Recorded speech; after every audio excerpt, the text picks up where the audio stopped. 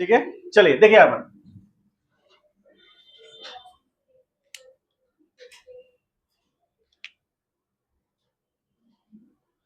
Speed of या फिर sound wave कह लीजिए, हेडिंग दीजिए, कैसे निकलेगा और क्या हम लोग पैरामीटर्स को ध्यान में रखेंगे, जस्ट उसको वॉच कीजिएगा। ये डेरिवेशन बहुत इंपॉर्टेंट है। इंपॉर्टेंट मतलब आपके बोर्ड एग्जाम में आने वाला नहीं है, लेकिन इससे बहुत सारे कॉन्सेप्ट क्लियर होंगे। किन पैरामीटर्स को हम लोग ऐड करेंगे, किन पैरामीटर्स को इग्नोर करके चलेंगे, उसमें देखेंगे हम लोग। ठीक है, पैरामीटर्स जब कहते हैं तो उसका मीनिंग समझ में आता है। पैरामीटर्स कहने का मतलब क्या हुआ? हाँ, फिजिकल क्वांटिटीज जो कि उस फिनोमेना को डिस्टर्ब या उस फिनोमेना में चेंज लाने के लिए वो फिजिकल क्वांटिटी रिस्पॉन्सिबल है। मतलब एक फिजिकल क्वांटिटी में चेंज होगा तो वो फिनोमेना में उसके स्टेट में चेंज आ जाएगा। ठीक है, चलिए आइए तो हम लोग साउंड वेव में आते हैं। देखते हैं हम लोग एक सिलिंड्रिकल इमेजिनरी, हम लोग एक सिलिंड्रिकल ज्योमेट्री लेते हैं। ठीक है, ये पोजीशन, और हम लोग क्या मानते हैं कि ये एक सिलिंड्रिकल शेप का है। ठीक है, इमेजिनरी हमने एक वॉल्यूम लिया है जो कि एक्स डिस्टेंस पर है, और यहां पर जो हम ले रहे हैं रीजन, वो रीजन का थिकनेस यानी कि उस रीजन का लेंथ कितना है, dx। स्मॉल एलिमेंटल लेंथ ले रहे हैं dx। हम लोग देखने के लिए इसको इतना बड़ा बना रहे हैं, dx बहुत ही छोटा, इनफाइनाइटेसिमली स्मॉल चेंज इन पोजीशन है। तो आपको इससे क्या मिलेगा कि इसमें और इसके इस बाउंड्री पर, एक ये बाउंड्री हो गया इमेजिनरी बाउंड्री, और एक इधर एक बाउंड्री हो गया, इन दोनों बाउंड्री में प्रेशर का डिफरेंस नेग्लिजिबल या कह लीजिए या इनसिग्निफिकेंट कह लीजिए, छोटा सा, बहुत छोटा सा डिफरेंस होगा। हम लोग उसको देखेंगे, वॉच करेंगे कैसे, उसी पर एक्सप्रेशन निकलेगा। तो मान लीजिए एक हमारे पास सिलिंड्रिकल हमने एक ज्योमेट्री लिया है जिसमें हम x डिस्टेंस पे गए और फिर dx डिस्टेंस पे आगे गए। तो यहां पर जो एयर, या फिर जनरली हम लोग एयर की बात करेंगे, तो जो हमारा एयर पार्टिकल है वो यहां पर अभी कॉम्प्रेशन में है। कॉम्प्रेशन में कैसे? तो देखिए यहां पर इस इंड पर ये डायरेक्शन हमारा एक्स वाई का होगा, एक्स और वाई। तो हम लोग एक्स एक्सिस की बात कर रहे हैं, तो इस डायरेक्शन में पी एटमॉस्फेरिक तो होगा ही होगा। ठीक है, पी एटमॉस्फेरिक तो होगा ही होगा, प्लस पी। अब पी कौन सा है यहां पर, ध्यान समझिए, जो यहां पर डीपी है, DP is equal to P naught sine omega T minus K X plus phi naught. ये हमने प्रेशर इक्वेशन पढ़ा था साउंड वेव के लिए। ठीक है, यहां पर आप इसको dp नॉट भी लिख सकते हैं, और ये कितना था, ये बीटा के एस नॉट था, जो एक्सेस एयर प्रेशर था। ये मतलब इससे ज्यादा प्रेशर नहीं होगा, इससे ज्यादा जैसे ही इससे एक्सीड होने की कोशिश करेगा वो रेफ्रेशन आ जाएगा। बात समझ पा रहे हैं?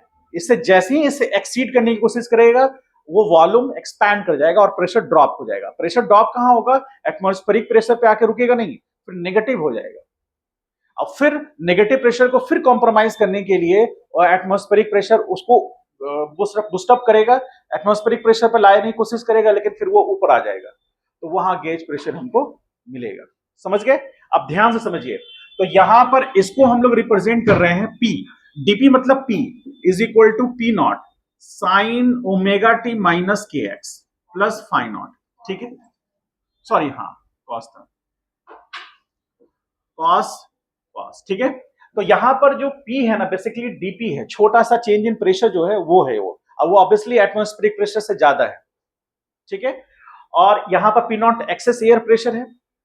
अब यहां पर हम इसको ले रहे हैं ये P, तो यहां पर इतना प्रेशर हुआ, प्रेशर है, तो फोर्स F बराबर क्या होता है, F बराबर m इंटू ए होता है।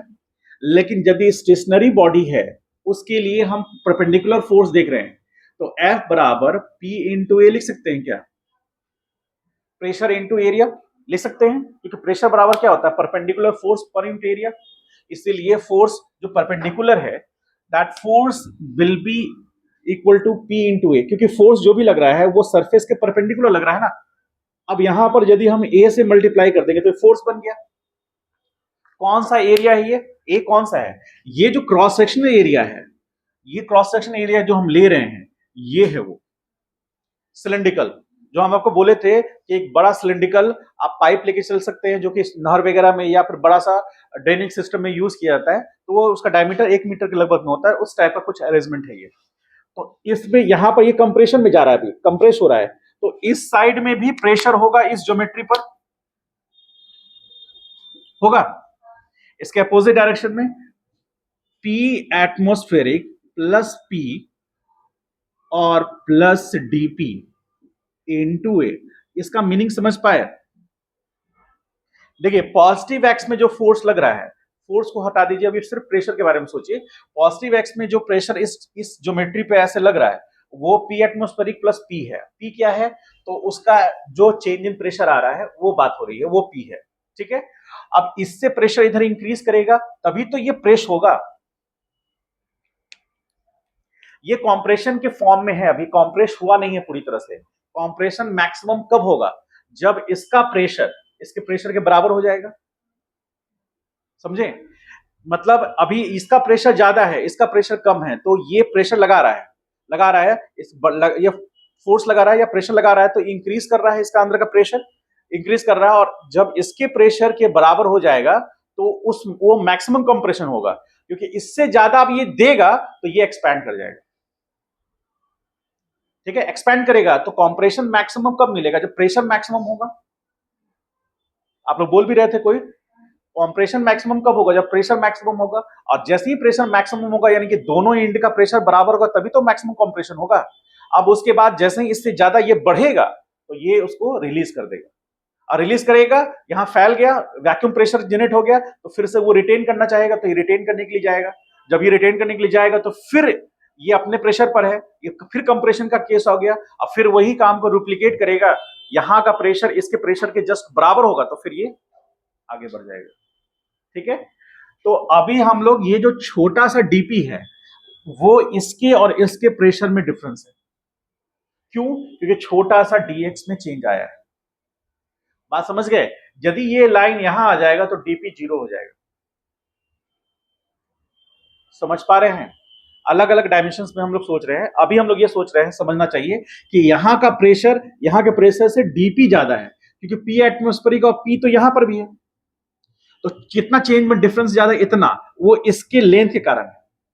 ठीक है, अब ये इधर फोर्स लगा रहा है, क्योंकि हम लोग उसको एरिया से मल्टीप्लाई कर दिए, तो इधर फोर्स लगा रहा है। ऑब्वियसली ये जिधर फोर्स लगा रहा है उससे ज्यादा इधर फोर्स लग रहा है, तो ये अभी कंप्रेस करेगा। तब तक करेगा जब इसका भी डीपी प्रेशर बढ़ ना जाए, तब तक करेगा।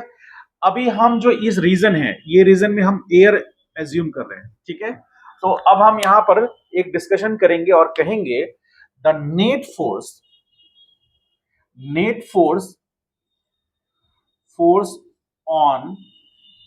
On the control volume. इस कंट्रोल वॉल्यूम का वॉल्यूम कितना है, ये डीवी कितना होगा? वेरी गुड, एडीएक्स होगा।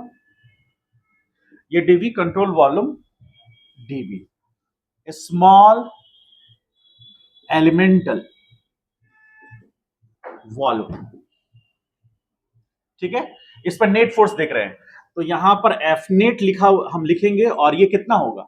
ये होगा, ये नेगेटिव एक्स में है, ये पॉजिटिव एक्स, सॉरी ये पॉजिटिव एक्स में है, ये नेगेटिव एक्स में है, तो P प्लस में रखेंगे, P ATM plus P into a, ये प्लस होगा, और ये माइनस में होगा, minus P ATM plus P plus dP into a. ठीक है, इसको हम लोग सॉल्व करें तो P ATM P cancel out हो जाएगा, यहां क्या बचेगा? यहां टर्म तो 0 हो गया, 0 माइनस, अब यहां क्या बचेगा? DP into a. ये समझ में आया? इसको हम फर्स्ट इक्वेशन कह सकते हैं। एफ नेट की जगह एम इंटू ए ले लिए। ठीक है, अब ये एम इंटू ए, एम कौन सा होना चाहिए?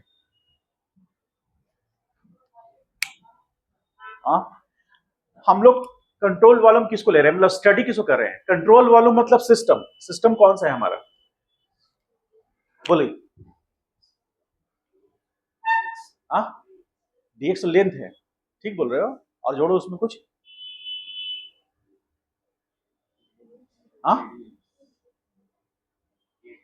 ATH, हाँ ठीक। दिमाग से कमजोर नहीं हो, बस बस ऑटो वाला चोट लग के भाग जाता है। ठीक है, that is our control volume. ठीक है, कंट्रोल वॉल्यूम, और इसी को हम क्या बोलेंगे? सिस्टम। सिस्टम का क्या हम डिफिनीशन लिखाए थे, या सिस्टम का क्या मीनिंग लिखाए थे आप लोग को? सिस्टम मतलब एक ऐसा ज्योमेट्री जिसको हम स्टडी कर रहे हैं। ठीक है, तो जब हम उसको स्टडी कर रहे हैं उसके लिए हम एक्सप्रेशन लिख रहे हैं, तो उसके लिए सिस्टम के लिए, तो सिस्टम पे लगने वाले फोर्सेस, तो इस पे लगने वाले फोर्सेस दिखाए यहाँ, ये पॉजिटिव एक्स में है, ये नेगेटिव एक्स में है, समेशन उसका हम ऐड कर रहे हैं। तो यहाँ पर जो मास होगा वो भी वही सिस्टम का मास होगा। ठीक है, तो यदि हमको वॉल्यूम पता है और यदि हमको उसका डेंसिटी पता है तो हम मास निकाल सकते हैं। मास बराबर क्या होता है? डेंसिटी इंटू वॉल्यूम होता है। अब यहां पर ये जो एयर प्रेशर, यहां पर जो हम इसका डेंसिटी ले रहे हैं, मान लीजिए रो ले रहे हैं, तो रो क्या रिप्रेजेंट करेगा? रो रिप्रेजेंट करेगा डेंसिटी। ध्यान से समझिएगा, डेंसिटी ऑफ द सिस्टम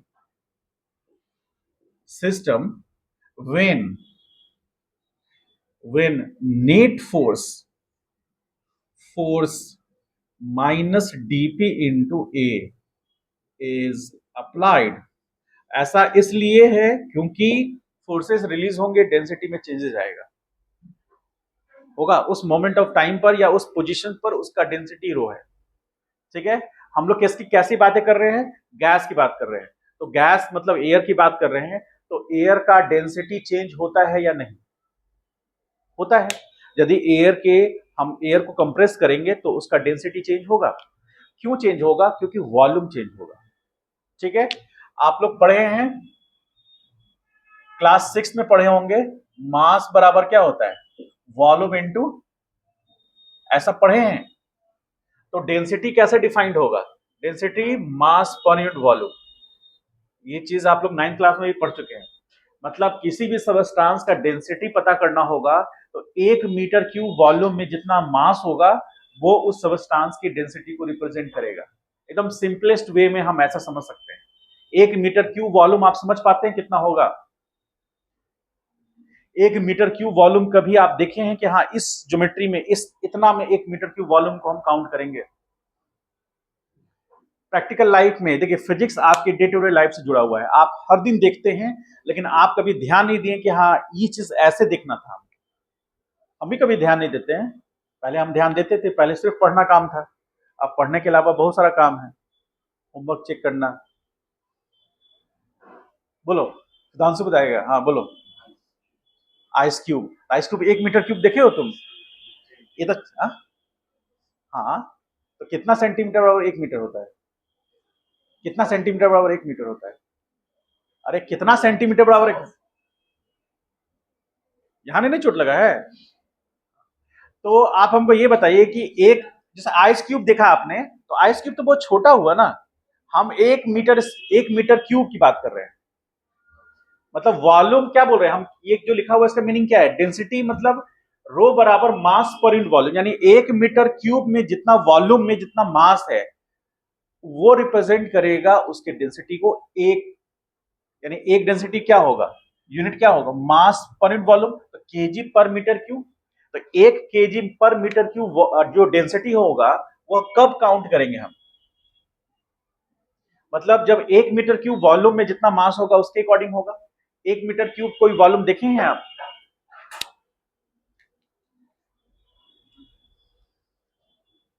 अच्छा, घर पे छत पर वाटर टैंक देखे हैं? उसमें जो वाटर टैंक है, मान लीजिए उसमें पानी नहीं भरा हुआ है, तो 1000 लीटर का वो वाटर टैंक होता है। इसका मतलब है उसका वॉल्यूम कितना हो गया? 1000 लीटर का भी वाटर टैंक आता है, 1500 लीटर का भी आता है, 500 लीटर का भी आता है, 200 लीटर का भी आता है। देखे हैं? तो मान लीजिए 1000 लीटर का हम लोग वाटर टैंक देख रहे हैं, तो उसका वो 1000 लीटर का जो वाटर टैंक होता है उसका लेंथ 1 मीटर होगा। हालांकि वो तो एक सिलेंड्रिकल शेप में होता है। मान लीजिए सिलेंड्रिकल शेप में हम नहीं बनाते हैं, तो लेंथ 1 मीटर, हाइट 1 मीटर और विड्थ 1 मीटर। तो ऐसा यदि कोई क्लोज ज्योमेट्री होगा जिसका लेंथ 1 मीटर होगा, विड्थ 1 मीटर होगा और हाइट 1 मीटर होगा, तो वो 1 मीटर क्यूब वॉल्यूम होगा। और उसमें जितना मास होगा वो मास पर यूनिट वॉल्यूम क्या रिप्रेजेंट कर देगा, उसका डेंसिटी को। समझ गए? हाँ, यदि आप यूनिट में चेंजेस लाना चाहते हैं, सेंटीमीटर के अनुसार देखेंगे तो वो भी आप देख सकते हैं, उसका भी एक पैरामीटर बन सकता है। अब आइए यहाँ पर, तो ये बहुत इंपॉर्टेंट फीचर है। यहाँ पर डेंसिटी की हम बात कर रहे हैं, क्योंकि यदि वॉल्यूम में चेंज आएगा, आप देख रहे हैं यहाँ पर वॉल्यूम यदि बढ़ेगा तो डेंसिटी घटेगा, और यदि वॉल्यूम घटेगा तो डेंसिटी। तो जब यहां पर ये कंप्रेस होगा, ये ज्योमेट्रिक कंप्रेस होगा, इसका मतलब डेंसिटी बढ़ना चाहिए, क्योंकि वॉल्यूम घट रहा है। ठीक है, तो हम अभी जो मैंने वहां लिखा है ना, वो डेंसिटी रो एक पर्टिकुलर सिचुएशन को देख कर रखा है, कि उसमें डिसाइड हो गया कि वॉल्यूम कितना है, तो डीवी बराबर कितना है, ए डी एक्स। ये डिफाइंड हो गया तो उसके अकॉर्डिंग डेंसिटी डिफाइंड हो गया।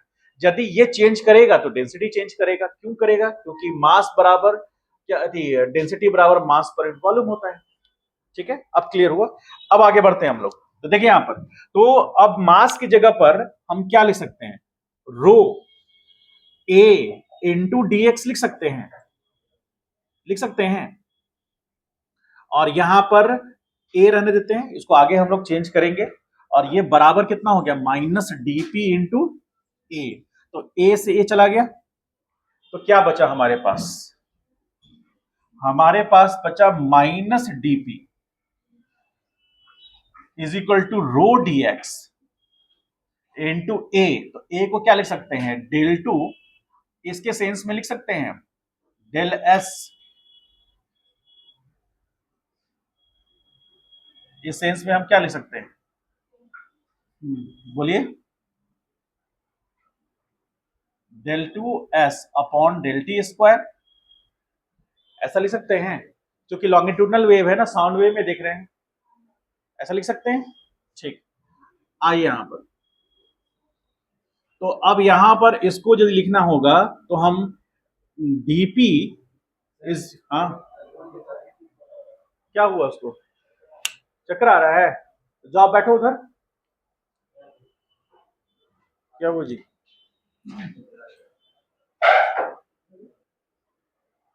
2022 के बाद जो घटना घटी है ना हिंदुस्तान में, 2022 के बाद जो घटना घटी है, 2022, 20 और 21, ये 2 साल ब्लैक डे, ब्लैक ईयर कहलाएगा पूरे हिंदुस्तान, वर्ल्ड के कंटेक्स्ट में करें।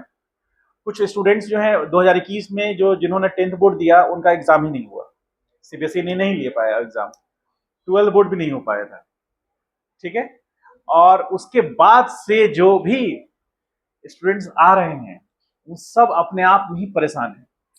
हम क्या परेशान करेंगे, अपने आप में ही परेशान है। क्यों? क्लास टाइम पे जाएं कि नहीं जाएं, कंफ्यूजन है। क्लास रेगुलर अटेंड करें कि ना करें, कंफ्यूजन है। पढ़ाई रेगुलर करें कि ना करें, कंफ्यूजन है। टेक्स्ट बुक पढ़ेगा, टेक्स्ट बुक तो खैर छोड़ दीजिए, टेस्ट अलग हो गया, बुक अलग हो गया। टेक्स्ट बुक क्यों पढ़ेंगे, टेक्स्ट बुक क्या होता है, पढ़ना होता है इसको क्या?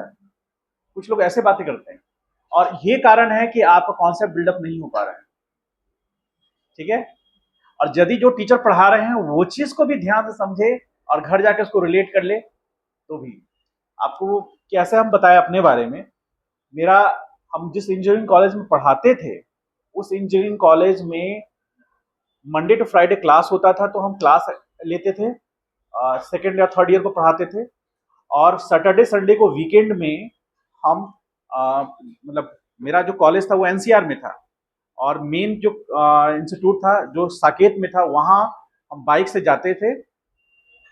सुबह में 4 बजे उठ करके 6 बजे क्लास होता था, और 1 घंटा हमको बाइक से, 54 किलोमीटर दूर था, तो 1 घंटा हमको बाइक से चलने लगता था जाने में। ग्रेटर नोएडा से आपको साकेत आने में लगेगा टाइम। ठीक है, फिर हमको खुद का नाश्ता भी बनाना होता था, और वो 6 बजे से इस क्लास जो चलता था, शाम को 7:30 बजे खत्म होता था। क्योंकि वीकेंड बैच ज्वाइन किए हुए थे। वीकेंड बैच क्यों ज्वाइन किए हुए थे? क्योंकि वीक डेज में मेरे पास टाइम नहीं था। वीक डेज में यदि हम अपना कॉलेज को रिजाइन कर देते, अपने जॉब को रिजाइन करते, तभी तो कर पाते। तो वहां तो हमको 7 घंटा वहां कॉलेज में टाइम देना है, तो हम वीक डेज नहीं क्लास कर पाए, जो कि जनरली स्टूडेंट करते थे। तो वीकेंड क्लास करते थे। तो एक क्लास होता था 4 घंटे का, तो जो वीकेंड स्टूडेंट हैं वो 4 घंटा पढ़े मंडे टू फ्राइडे, तो कितने घंटे पढ़ लिए वो? वाह, अरे 5 4 जा 20, तो 20 आवर्स पढ़ लिए वो। अब यही 20 आवर्स को वीकेंड बैच को पढ़ाना है, तो आप सोचिए 20 हुआ तो 10 आवर्स सैटरडे को और 10 आवर्स संडे को, तब पढ़ाएंगे, तब जाकर 20 आवर्स होगा ना, तब ना वीकडेज के जो क्लासेस हैं उसके पैरेलल में वीकेंड क्लासेस होगा। तो आप सोचिए 10 आवर्स का तो क्लास होना ही होना है, बीच में आधा घंटे का 1 घंटे का रेसेस होता है, आधे घंटे का। तो वो मॉर्निंग में नाश्ता बना करके खा करके, क्योंकि फिर 6 बजे क्लास में एंटर करेंगे तो सीधे 11 बजे आपको बीच में ब्रेक मिलेगा, रेसेस मिलेगा 10 15 मिनट के लिए, समझे? उसको करने के बाद फिर आपको 4 बजे मिलेगा 10 मिनट का ब्रेक, और उसके बाद फिर 7:30 बजे छुट्टी होगा, समझे? ऐसा कर करके पढ़ाई करना होता था। और जब ऐसा ही नहीं, क्लास हो गया 7:30 बजे, अपने रूम पे पहुंचे, रूम पे पहुंचने के बाद आपको पढ़ना है ताकि कल का क्लास आपको याद रहे। आज का क्लास याद रहेगा तब ना कल का क्लास समझ में आएगा। तो फिर रात को बैठ के पढ़ना भी है, ऑलरेडी 11 घंटा पढ़ाई हो चुका है, तब बैठ के पढ़ना भी है ताकि अगला क्लास समझ में आए, समझ गए? अब मात्र कितने 350 बच्चों का बैच होता था। यदि लेट हो गए आप तो फिर टीचर दिखेंगे नहीं ठीक से आपको। तो 6 बजे का क्लास है तो आपको 5 सवा 5 में पहुंच जाना है, नहीं तो फिर आगे सीट नहीं मिलेगा। ऐसे ऐसे कहानियां होती हैं, लेकिन जब चीज कोई आसानी से मिलता है तो उसकी अहमियत। हाँ, लेकिन वो जो मैंने 1 साल पढ़ाई किया, आज उसी के बदौलत हम पढ़ा पा रहे हैं, ठीक है? 1 साल में जो मेरे टीचर्स ने मुझे सिखाया, जो मुझे बताया, मतलब मेरे बैच को जो बताया, वो चीजें इतनी इंपॉर्टेंट मैंने समझी और उसको इतना बेहतरीन ढंग से मैंने ग्रैप्स किया कि आज मैंने नोट्स भी अपना तैयार करके रखा है और मैं रेगुलर बेसिस पर पढ़ता हूँ, और इसी कारण से आपको ये चीज बता पा रहा हूँ। इसलिए क्योंकि मैंने पढ़ा। आप पढ़ाई उस चीज को कंटिन्यू करेंगे तो आप भी पढ़ा पाएंगे। पढ़ाने का सेंस ये होता है कि पढ़ाई करने के बाद जब आप पढ़ाते हैं ना, तो 3 डायमेंशंस माइंड डेवलप करता है। माइंड का डेवलपमेंट 3 डायमेंशंस में होता है। आपके वो सब चीजें भी कॉन्सेप्ट क्लियर हो जाते हैं जो कॉन्सेप्ट आप पढ़ाई के समय में नहीं हुए, ठीक है? और इसीलिए पढ़ाई को बिल्कुल अलग माना जाता है, समझे? आइए ध्यान से देखिए। तो एक बहुत बड़ा कंफ्यूजन ये रहता है कि डेंसिटी कांस्टेंट रहेगा क्या? यदि एयर है तो डेंसिटी कांस्टेंट नहीं रहेगा, और यदि एयर की जगह हम लिक्विड ले लेंगे तो डेंसिटी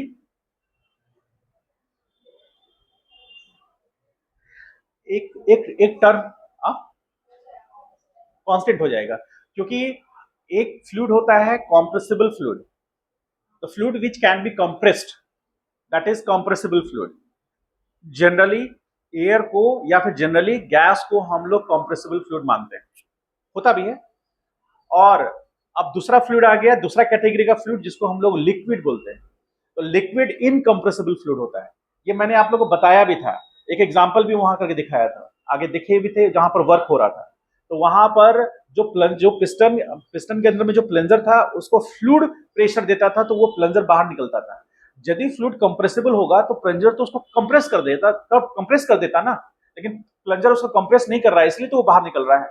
इसलिए फ्लूइड, खास करके ऑयल वगैरह, वाटर, जितने भी लिक्विड हैं, फ्लूइड हैं, वो सारे इनकंप्रेसिबल होते हैं, वो कंप्रेस नहीं होंगे। तो जो फ्लूइड कंप्रेस ही नहीं होगा उसका वॉल्यूम तो फिक्स, उसका डेंसिटी तो फिक्स रहेगा। क्यों डेंसिटी फिक्स रहेगा? क्योंकि वॉल्यूम फिक्स रहेगा। एयर का वॉल्यूम फिक्स नहीं रहता है, लिक्विड का वॉल्यूम फिक्स होता है। जब वॉल्यूम फिक्स हो गया तो डेंसिटी फिक्स हो जाएगा, क्योंकि मास तो कांस्टेंट है। समझ पाए इस बात को?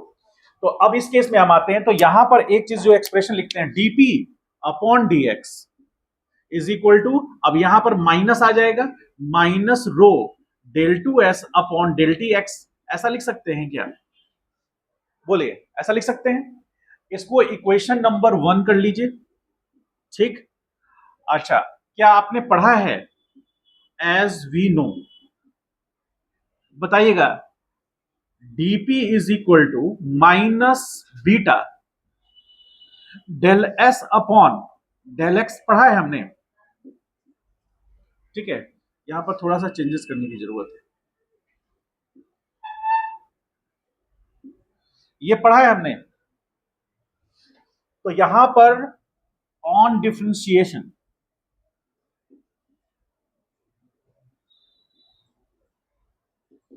With respect to X, X के रिस्पेक्ट में करेंगे तो यहां पर del P upon sorry DP upon dx लिख सकते हैं is equal to minus beta del two S upon del X square हो सकता है। तो इक्वेशन 1 और 2 में क्या रिलेशन आ रहा है? कुछ रिलेशन आ रहा है। 1 और 2 का लेफ्ट हैंड साइड दोनों का कॉमन है, उसको रिलेट कर सकते हैं हम लोग। अब इसको ये फर्स्ट और सेकंड इक्वेशन आप लोग पहले पूरा कंप्लीट इसको लिख लीजिए, फिर आगे इसका कंप्लीट डेरिवेशन कर देते हैं। ठीक है,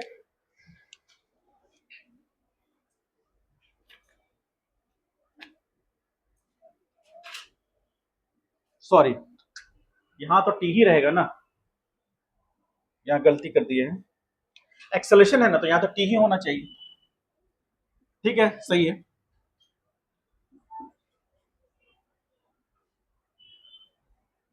लिखिए क्या कही,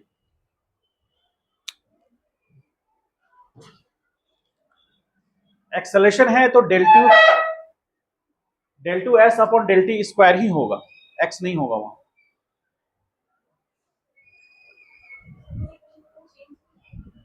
वो चेंज नहीं आया, क्या बोलो?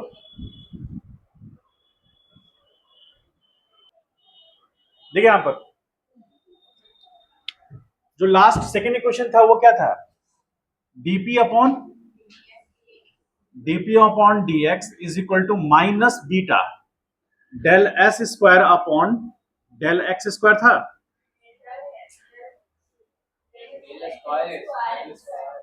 हाँ, ठीक है।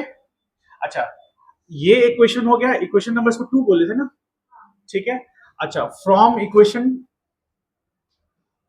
1 एंड 2 से हम क्या लिख सकते हैं? तो minus rho del two S upon del two S upon del T square is equal to minus beta del two S upon del X square, ऐसा लिख सकते हैं। तो ये माइनस माइनस बैलेंस हुआ, del two S upon del T square is equal to beta by rho del two S upon del X square. ठीक है, अब एक रिलेशन जो हम अभी थोड़ा देर पहले डिस्कस किए थे, याद है वो? Del two Y del T square is equal to V square into del two Y upon del X square, ऐसा था क्या? ठीक है, अब यहां पर उसको कंपेयर करिए। यहां पर क्या है? वाई किसके रिस्पेक्ट में? टी के रिस्पेक्ट में। तो यहां पर चूंकि ट्रांसवर्स वेव मोशन है, ये जनरल इक्वेशन है ना ट्रांसवर्स वेव मोशन का, और ये लॉन्गिट्यूडनल वेव मोशन का है। तो यहां पर क्या हो रहा है कि वाई में यानी पार्टिकल वाई एक्सिस के लॉन्ग ऑसिलेट कर रहा है। ठीक है, तो इसके लिए हम वाई ले रहे हैं टाइम के रिस्पेक्ट में, तो एक्सेलरेशन उस पार्टिकल का आ रहा है। यहां पर del two S upon del T square, क्योंकि पार्टिकल ऑसिलेट कर रहा है एक्स एक्सिस के लॉन्ग, तो यहाँ del two S upon del T square जो कि लॉन्गिट्यूडनल वेव में पार्टिकल्स हैं उसका ऑसिलेशन का एक्सेलरेशन है। ठीक है, और ये क्या है? ये उसका स्लोप है, पोजीशन के साथ जो एस एस एक्स ग्राफ होगा उसका स्लोप है। तो इसमें और उसमें कुछ सिमिलरिटी नजर आ रहा है। तो इसके अनुसार ये और इसको हम लोग मान लीजिए 4 इक्वेशन कहते हैं, तो हम क्या लिख सकते हैं? फ्रॉम इक्वेशन 4 एंड 3 से हम क्या लिख सकते हैं? V square equal to beta by rho लिख सकते हैं। क्या लिख सकते हैं? तो यहां पर v इज इक्वल टू क्या आ गया? Root under beta by rho. ये एक्सप्रेशन इंपॉर्टेंट है। v है क्या? v क्या है? और हमारा हेडिंग क्या था, टॉपिक क्या था? Speed of longitudinal wave.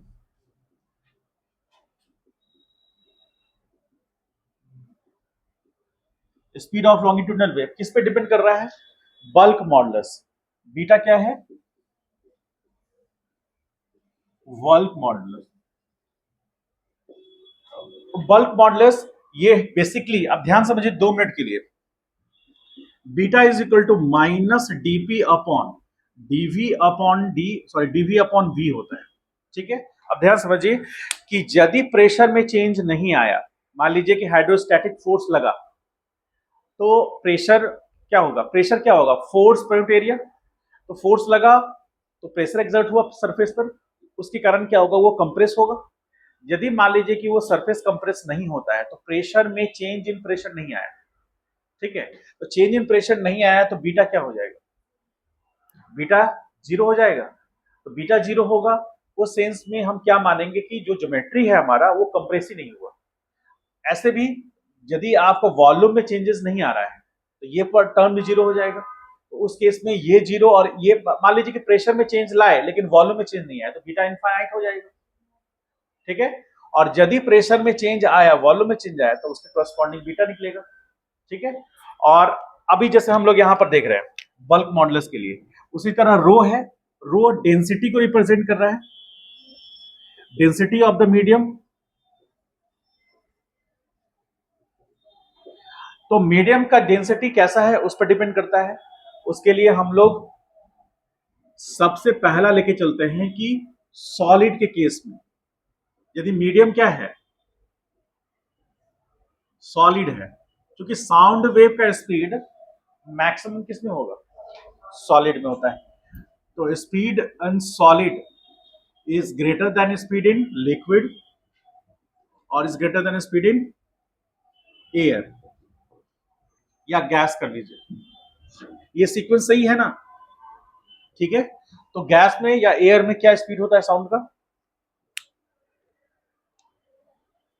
Air में जैसे हम आपसे बात कर रहे हैं अभी बोल रहे हैं, तो इसका स्पीड क्या होगा, 300।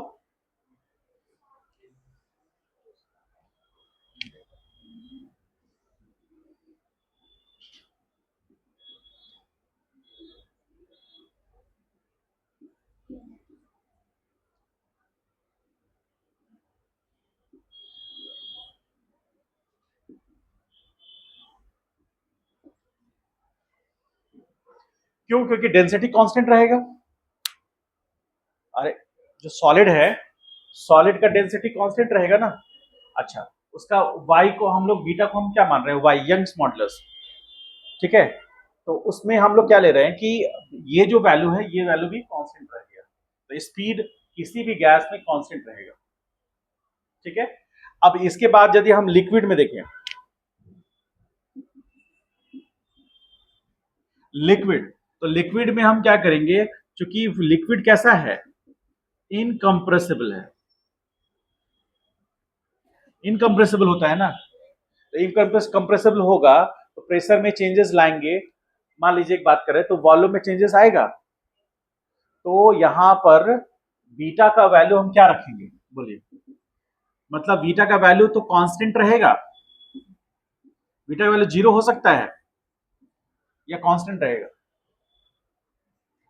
बोलिए। देखिए यहाँ पर ये फॉर्मूला है हमारा। अब हम यदि बात करेंगे लिक्विड का, तो लिक्विड को कंप्रेस नहीं कर सकते हैं, तो चेंज इन प्रेशर हमारा क्या होगा, जीरो होगा। ठीक है, चेंज इन प्रेशर मतलब प्रेशर में चेंजेस करेंगे भी, मान लीजिए हम करते भी तो नहीं होगा कुछ, क्योंकि इनकंप्रेसिबल है वो, उसके डेंसिटी में चेंजेस नहीं आएगा। ठीक है, तो उस केस में हम इसको जीरो मान सकते हैं, तो कांस्टेंट रह जाएगा, ये वैल्यू कांस्टेंट रह जाएगा। फिर जैसे देखिए, mass is equal to volume into density.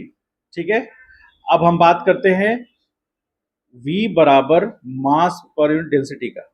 अब मान लीजिए कि हम डीवी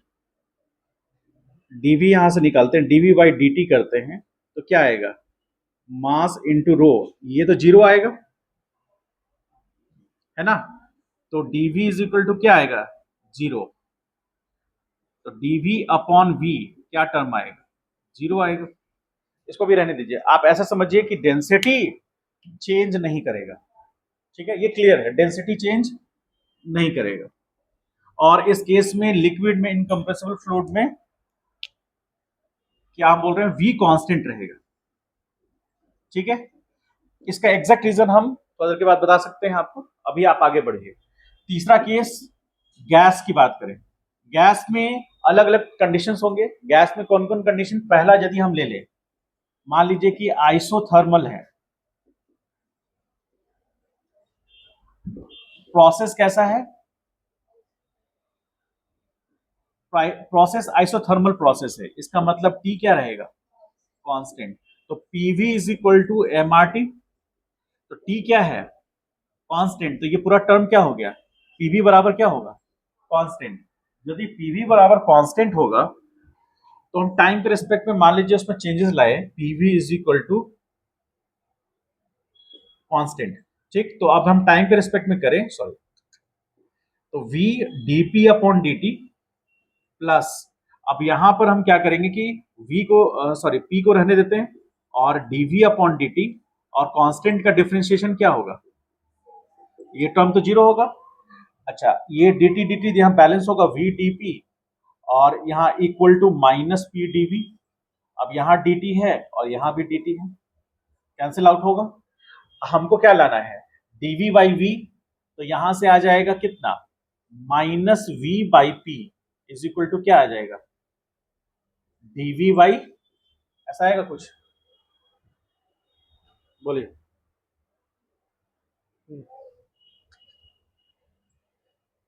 dV बाई V लाएंगे तो यहां पर माइनस dP बाई क्या बचेगा, P होगा, और बीटा बराबर क्या होगा, minus dP upon dV upon V। dV by V का फॉर्मूला यहां पुट करेंगे, minus dP upon minus dP upon P, cancel out होगा, बचेगा क्या, P, यानी बीटा बराबर कितना आ गया, P। इसका मतलब इस केस में हमको V कितना मिलेगा, आइसोथर्मल केस में root under P by rho मिलेगा। समझ पा रहे हैं इस बात को। ये आइसोथर्मल प्रोसेस में जो साउंड वेव होगा उसका मतलब ऐसा सिस्टम जिसमें टेम्परेचर क्या है, कांस्टेंट, उसमें साउंड वेव का जो भी स्पीड होगा वो कितना होगा, root under P by rho. उसी तरह हम लोग आइडियाबैटिक का निकाल सकते हैं, उसी तरह हम लोग आइसोकोरिक का निकाल सकते हैं। चलिए इसको राइट डाउन कीजिए, कंप्लीट कीजिए इसको।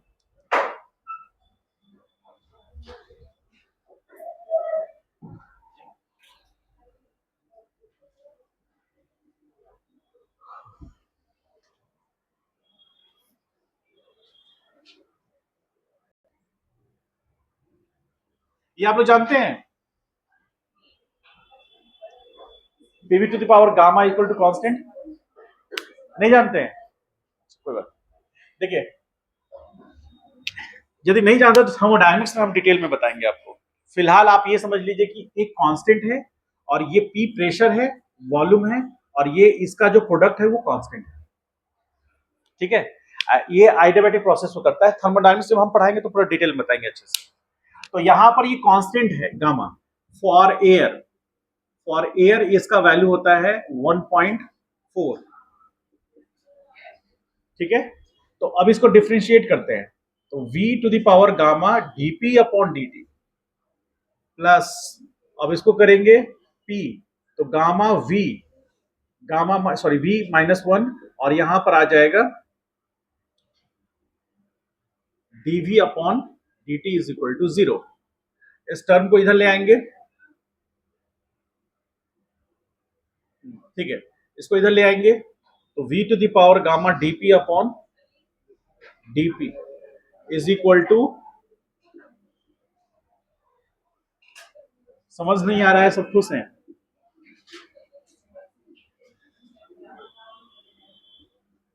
देख लीजिए 2 मिनट के लिए, खत्म कर देंगे इसको।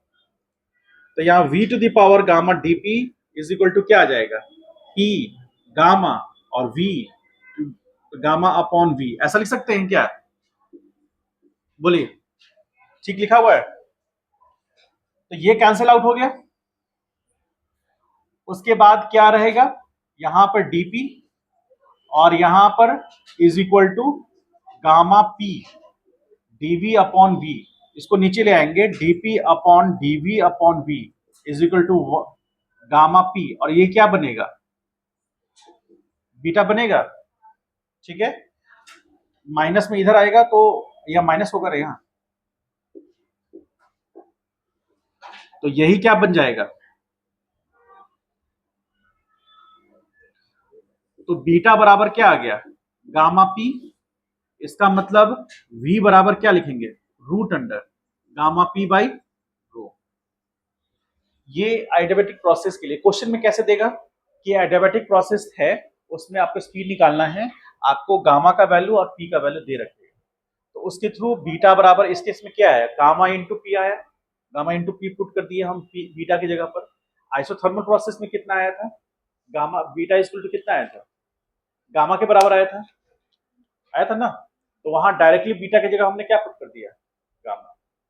इतना बेसिक चीजें आपको पढ़नी है वहां पर। इसमें आइसोथर्मल प्रोसेस में बीटा की जगह हमने पी पुट किया है, और एडियाबेटिक प्रोसेस में बीटा की जगह पर गामा पी आया है, इसलिए गामा पी पुट किए। ठीक है, इसको राइट डाउन कीजिए, कंप्लीट कीजिए इसको, डायरेक्ट फॉर्मूला उस पर रहता है।